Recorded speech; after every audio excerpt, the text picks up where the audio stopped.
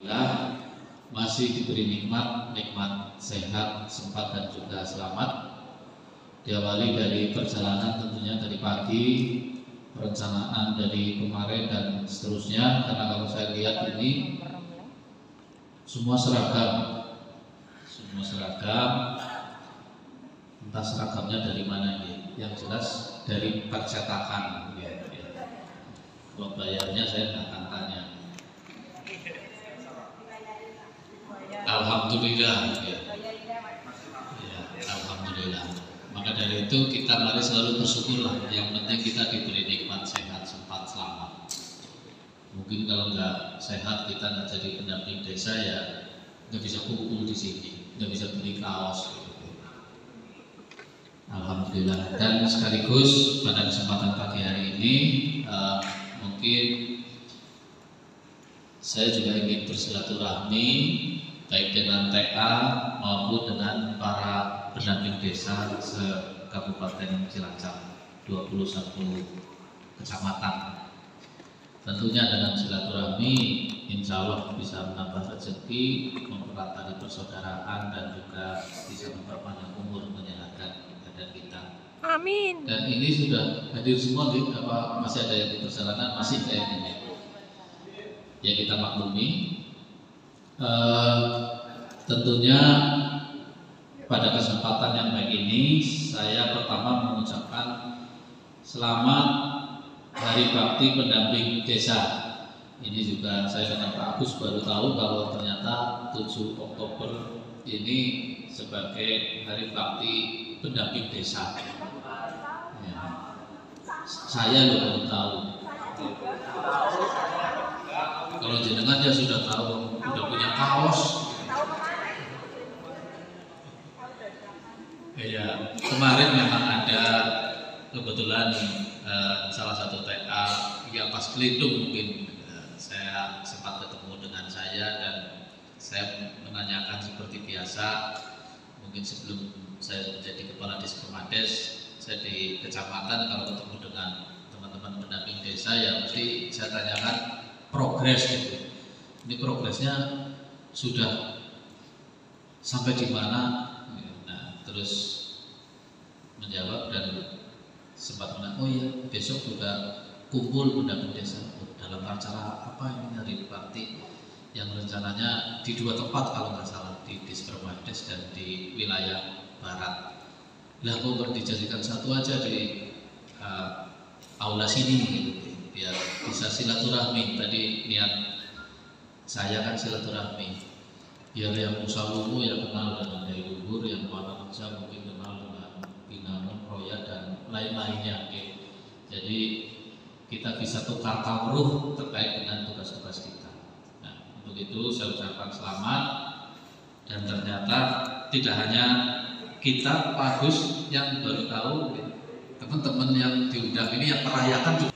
Iya, tidak apa-apa. Jadi monggo nanti didokumentasikan karena ini juga merupakan bagian tugas kita untuk kita laporkan tentunya langsung ke kementerian,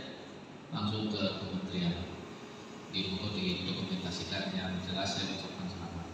Kemudian yang selanjutnya saya terima kasih sekali tentunya dengan Pak Agus ini diberi kesempatan meskipun bingung gitu, karena tadi pagi saya menghadiri undangan dari Pak Dade dalam rangka Hari Ulang Tahun TNI yang ke-77 di Akopin. Nah, sekaligus koordinasi terkait dengan pelaksanaan TMFD di Kecamatan Batarsari di Desa Bulaksari yang rencananya besok tanggal 11. Alhamdulillah sudah terlaksana dan saya buru-buru pulang, mandi, nanya Pak Agus ini acaranya gimana? Saya juga belum tahu Pak ini Pak. Ternyata setelah saya sampai di sini saya tanya jenengan juga sama baru tahu semua gitu deh. Iya nggak apa-apa lah. Niatkan aja kita niat silaturahmi. Insya Allah ya banyak manfaat lah dengan kita selalu bersilaturahmi, apalagi ini di hari Jumat. Saya ucapkan terima kasih atas undangan dan juga kesempatan saya untuk berbicara di sini. Saya ingin bersilaturahmi, mungkin kalau kayak kecamatan Dailuhur, Wanareja, Majenang, Maos ya mungkin sudah paham lah, kenal dengan saya. Yang lain ya saya kula nuwun, sekaligus mohon dukungan dan kerjasamanya di Dispermades ini, khususnya dalam kita mendampingi pemerintah desa dalam melaksanakan roda pemerintahan, pembangunan dan juga kemasyarakatan. Apalagi akhir tahun ini kita banyak disibukkan dengan berbagai kegiatan akhir tahun 2022 yang harus terserap anggarannya, tersalurkan anggarannya untuk kegiatan tahun 2022. Sekarang sudah proaktif, lebih proaktif lagi, koordinasi dengan kecamatan dan juga dengan desa, apapun yang dikerjakan oleh desa. Karena di kami, di Dispermades ini ada 3 bidang. Bidang 1 ini pemerintahan, kemudian 2 ini terkait dengan kelembagaan, dan yang ketiga terkait dengan infrastruktur. Dan tiga-tiganya ini menyenangkan semua, tapi yang mumeti semua gitu deh pada saat momen. Karena kemarin saya meeting dengan para kabit dan ini, yang bidang 1 banyak kepala desa, perangkat desa, mungkin lembaga ini yang tidak harmonis, tidak sinkron, sehingga menghambat proses administrasi maupun pelaksanaan pembangunan yang ada di desa.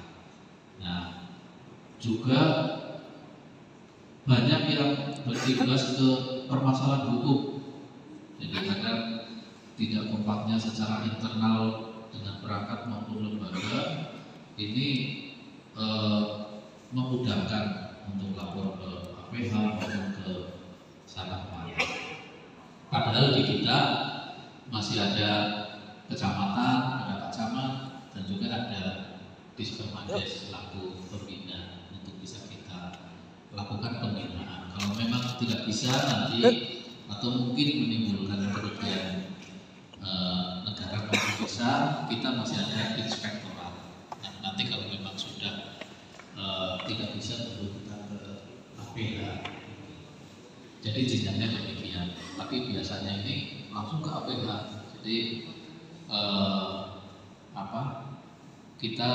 saya dengan Pak Agus harus sering berurusan dengan APH, meminta untuk kita ambil permasalahannya untuk kita selesaikan, kita bina, tentunya sesuai dengan tugas pokok fungsi kita. Kadang bisa dan selalu bisa, tapi namanya mengambil suatu permasalahan yang sudah masuk ke sana itu tidak semudah itu. Jadi ada adat istiadat yang harus diselesaikan. Nah, ini yang bikin mumet ya gitu nih, karena mungkin bisa selesai, tapi suatu saat kayak kemarin Pak Ades, tolong dibantu, ini ada tamu dari ini dan lain-lain. Nah, itu jadi mumeti gitu nih. Ya. Ini tolong ya saya dibantu, lebih baik mencegah masalah daripada menyelesaikan masalah. Tentunya dengan proaktifnya teman-teman pendamping desa, pendampingi desa. Di bidang 2 juga ada BUMDes di situ. Ada BUMDes. Teman-teman pendamping desa di samping fokus ke roda pemerintahan yang ada di desa juga. Ini BUMDes, ada BUMDes dasar, ada tumbuh, berkembang dan maju. Pada saat dasar mungkin nggak terlalu mumeti karena memang tidak ada yang potensi yang terukur. Tapi pada saat tumbuh berkembang ini sudah mulai muncul masalah, baik itu masalahnya dari kepala desa ataupun dari pengelola BUMDes itu sendiri setelah modalnya besar. Nah, ini juga sama, sudah mulai ada yang muncul demikian dan sudah mulai tersium oleh APH. Jadi Saya berharap sekali dengan teman-teman TA, pendamping desa, sedini mungkin kalau memang ada demikian untuk bisa diselesaikan, koordinasi dengan kecamatan maupun dengan desa. Eman-eman, ini modalnya sudah sampai 200 lebih BUMDesnya, ternyata uangnya dipakai. Nah, ini kan menjadi suatu masalah. Kemudian di bidang 3 kita ada UPK ex PNPM. Nah, ini mungkin juga sudah ada yang menjadi tahanan kejaksaan. Nah, tentunya di sini juga kita semua harus terlibat aktif. Jadi tiga-tiganya ini kompeti semua, gitu. Tapi yang menyenangkan. Kenapa menyenangkan? Karena itu hal yang harus kita syukuri. Nah, untuk itu mumpung saya ketemu dengan teman-teman pendamping desa di sini, saya mohon untuk teman-teman ini proaktif dan kreatif. Artinya proaktif ya menindaklanjuti hasil hari bakti ini nanti untuk bisa proaktif ke Pak Camat untuk bisa menginformasikan, minimal ya kalau nggak bisa ya menginformasikan ke kami ada gejala-gejala apa di desa yang kira-kira bisa berpotensi menimbulkan permasalahan hukum maupun kerugian desa. Termasuk juga terkait dengan aset-aset desa sekarang sedang kita tata. Pendamping desa juga saya mohon untuk bisa ikut memonitor, ya, karena begitu ada penataan sekarang ini muncul dari masyarakat yang zaman dulu mungkin jenengan belum jadi pendamping desa itu cepat-cepat mau mensertifikatkan ke BPN, dan kenyataannya dari BPN tidak bisa tanah tersebut disertifikat karena masih bunyinya tanah kas desa. Tidak ada penyelesaian sehingga akhirnya lapor ke unit 2 tindak pidana korupsi Polres Cilacap. Sehingga akhirnya ya kita Dispermades selaku saksi ya akan dibawa juga. Jadi masalah desa jadi anak pola ya bapak berada itu mungkin yang harus kita minimalisir, Jadi belum selesai dengan urusan kejaksaan, muncul lagi urusan dengan kepolisian terkait dengan aset desa, muncul lagi terkait dengan UPK, muncul lagi terkait dengan BUMDes, nanti muncul lagi terkait dengan penyalahgunaan keuangan desa oleh pemerintah desa, apa itu kepala desa, apa itu perangkat desa. Nah, ini juga sudah menteri-menteri, karena kemarin sudah saya intip lewat inspektorat yang dimintai untuk melaksanakan AI, audit investigasi terhadap salah satu desa, terhadap salah satu kepala desa. Informasinya sudah A1 di Polres. Nah, ini kan tentunya hal-hal yang harus segera saya pikirkan untuk saya selesaikan, mudah-mudahan tidak sampai ke kejaksaan, untuk bisa komunikasi baik dengan APH maupun dengan kepala desa. Sudah saya komunikasikan, insya Allah sudah melunak semua. Namun memang ada kendala terhadap pelapor, karena pelapor ini belum bisa melunak. Nah, ini kan permasalahan juga, sehingga dengan cerita-cerita saya ini saya mohon teman-teman pendamping desa untuk bisa meminimalisir lah segala permasalahan-permasalahan yang ada di desa. Karena 2 minggu yang lalu saya dengan Pak Inspektur tidak boleh wakil dan bersama Pak Kades Moslor sebagai desa anti korupsi untuk Kabupaten Cilacap, kita mengikuti pengarahan langsung dari KPK, langsung Pak Gufron, Pak Kumbul dan Pak Bahtiar. Dirjen Unggul dan Pak Partia. Ini langsung dari sana. Yang kenapa kok sekarang ada pendampingan atau pencegahan KPK masuk ke desa? Karena ada indikator di sana bahwa tingkat tindak pidana korupsi di desa lebih tinggi daripada di kota. Itu kalau di desa 3,29, di kota 3,02 indikator KPK. Jadi tingkat korupsinya ini tinggi, sehingga perlu ada pendampingan dan pencegahan dari KPK di tingkat desa. Kemarin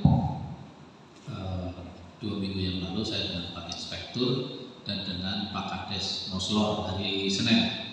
Hari Selasanya Pak Bupati, Ketua Dewan, dan dengan Inspektorat.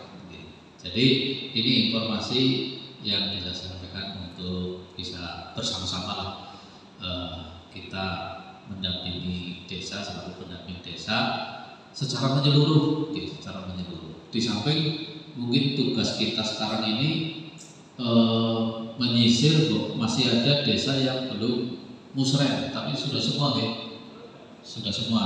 Karena target memang September ini sudah harus selesai semua. Jadi itu sudah rutin tiap tahun.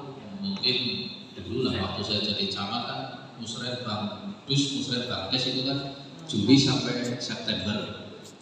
Biasanya sih mandan mundur di September karena Agustus kita disibukkan dengan kegiatan 17-an.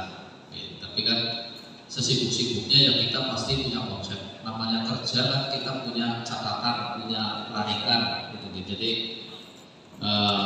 makanya di sini di Desmades juga saya polanya sama lah, masih seperti waktu jadi camat. Jadi ada target-target yang harus diselesaikan. Jadi ada papan urgensi di masing-masing bidang dan selalu kita laksanakan meeting target-target yang harus diselesaikan. Karena kalau tidak ditarget itu mesti meleset. Apalagi mengandalkan kesadaran desa. Jadi kita yang harus mentarget desanya belum jadwal, belum siap, sampai tahun depan nggak akan siap. Jadi harus kita patok September akhir sudah selesai menghasilkan RKPDes, dan itu sudah rutin tahunan gitu kan. Nah, kita bekerja juga sudah tahunan. Jadi udah kayak ilmu titek gitu kan. Nanti Oktober November ini kita disibukkan dengan perubahan APBDes, penyusunan RAPBDes, dan Desember ini sudah ditetapkan APBDes dengan BPD. Kan seperti itu. Jadi kalau masih ada yang belum, ya segera diselesaikan. Tentunya ya sekarang sudah Oktober, benarnya ya September gitu. Tapi mudah-mudahan sudah semua.